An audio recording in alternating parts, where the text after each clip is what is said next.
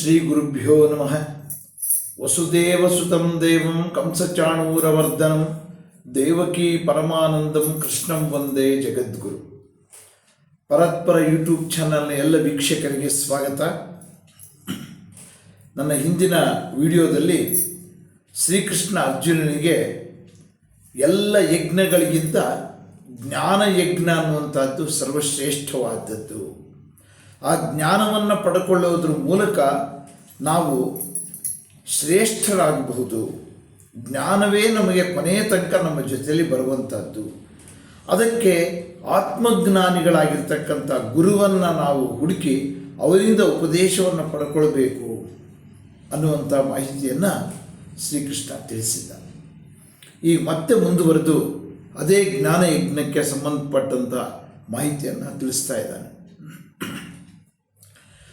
ಯಜ್ಞಾತ್ವಾನ ಪುನರ್ಮೋಹಂ ಏವಂ ಯಾಸ್ಯಸಿ ಪಾಂಡವ ಯೇನ ಭೂತಾನ್ಯಶೇಷೇಣ ದ್ರೇಕ್ಷಸ್ಯಾತ್ಮನ್ಯಥೋ ಮಯಿ ಅಂತ ಹೇಳ್ದ. ಹೇ ಪಾಂಡವ, ಅರ್ಜುನನನ್ನು ಸಂಬೋಧಿಸ್ತಾ ಇರುವಂಥದ್ದು.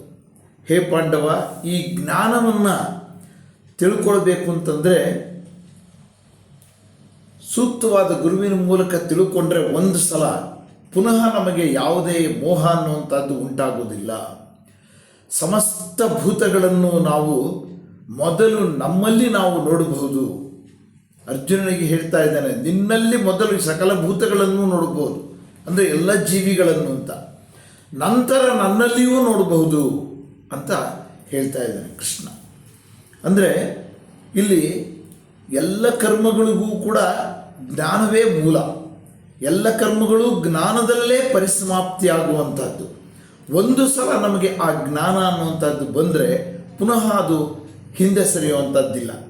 ಇದರಿಂದ ಎಲ್ಲ ಜೀವಿಗಳನ್ನು ಕೂಡ ಆತ್ಮನಲ್ಲಿ ನೋಡಬಹುದು. ಅಂದರೆ ನಮ್ಮಲ್ಲಿ ನಾವು ಎಲ್ಲ ಜೀವಿಗಳನ್ನು ನೋಡಬಹುದು. ಅಂದರೆ ಪರರನ್ನು ನನ್ನಂತೆಯೇ ಕಾಣಬೇಕು, ನಾನೇ ಎಲ್ಲ ಜೀವಿಗಳಿಗೂ ಅನ್ನುವಂಥ ಭಾವನೆ ಬರಬೇಕು. ನಂತರ ಭಗವಂತನಲ್ಲೂ ಕೂಡ ನಾವು ಎಲ್ಲ ಜೀವಿಗಳನ್ನು ಕಾಣೋದಕ್ಕೆ ಸಾಧ್ಯ ಇದೆ ಅಂತ ಹೇಳ್ದ. ಮತ್ತೆ ಮುಂದುವರೆದು ಹೇಳ್ತಾ ಇದ್ದಾನೆ, ಅಪಿಚೇದಸಿ ಪಾಪೇಭ್ಯಃ ಸರ್ವೇಭ್ಯಃ ಪಾಪಕೃತ್ತಮಃ ಸರ್ವಂ ಜ್ಞಾನಪ್ಲವೇನೈವ ವೃಜಿನಂ ಸಂತರಿಷ್ಯಸಿ ಅಂತ ಹೇಳ್ದ.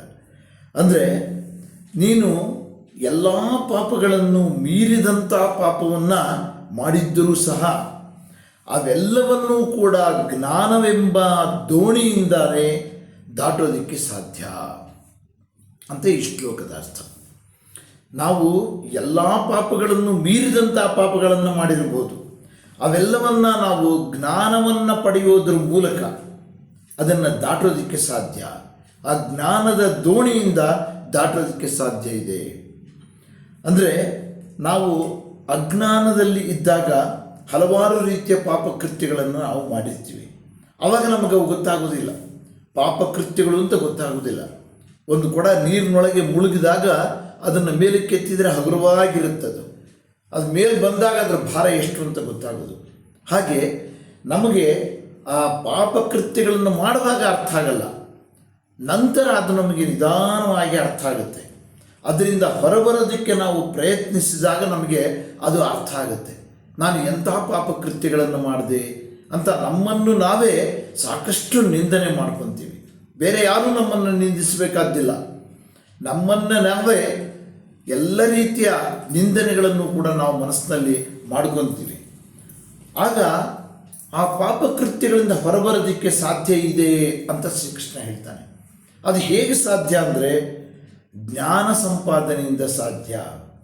ಜ್ಞಾನ ಸಂಪಾದನೆಯಿಂದ ನಾವು ಎಲ್ಲ ಪಾಪಕೃತ್ಯಗಳಿಂದಲೂ ಹೊರಗೆ ಬರೋದಕ್ಕೆ ಸಾಧ್ಯ ಇದೆ ಅನ್ನುವಂಥ ಮಾಹಿತಿಯನ್ನು ಶ್ರೀಕೃಷ್ಣ ಅರ್ಜುನನಿಗೆ ಬೋಧಿಸಿದ ಅಂತ ಹೇಳ್ತಾ ಇವತ್ತಿನ ಈ ವಿಡಿಯೋವನ್ನು ಮುಕ್ತಾಯ ಮಾಡ್ತೀನಿ. ನಮಸ್ಕಾರ.